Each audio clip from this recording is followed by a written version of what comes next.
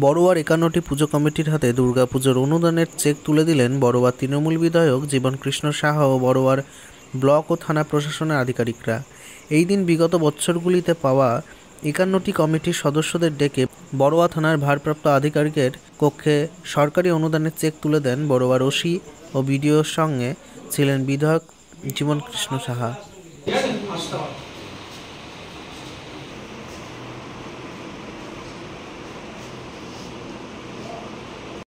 Check প্রদান করা হলো।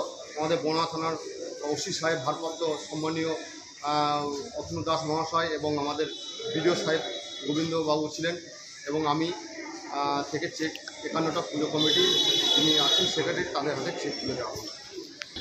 দেখুন, আবেদন সংখ্যা প্রচুর, সেগুলো ভেরিফাই করা হচ্ছে। ভেরিফাই করে যেগুলো প্রাচীন পুজো এবং যেগুলো অত্যন্ত প্রয়োজন সেই অনুপাতে ভেরিফাই করে আবার আরেক লট দেওয়া চেষ্টা চলছে।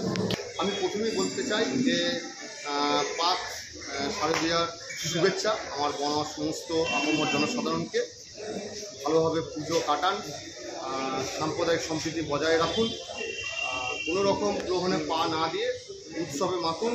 আর আমাদের রাজ্যের প্রিয় মুখ্যমন্ত্রী মাননীয় মমতা বন্দ্যোপাধ্যায়, আমাদের প্রিয় সাংসদ শ্রী অভিষেক বন্দ্যোপাধ্যায় সদা সর্বদা আমাদের বাংলার প্রতি ভালোবাসা, ওনাদের যে অগাধ এই পুজো নিয়ে যে উচ্ছ্বাস, তার সব প্রতিদান তারা এই আমাদের বড়ুয়া ব্লক তথা আমাদের সারা বাংলা জুড়ে সেটা দেখিয়েছেন এবং আমিও বড়ুয়া সমস্ত জনসাধারণকে এই পুজো শুভেচ্ছা জানাচ্ছি।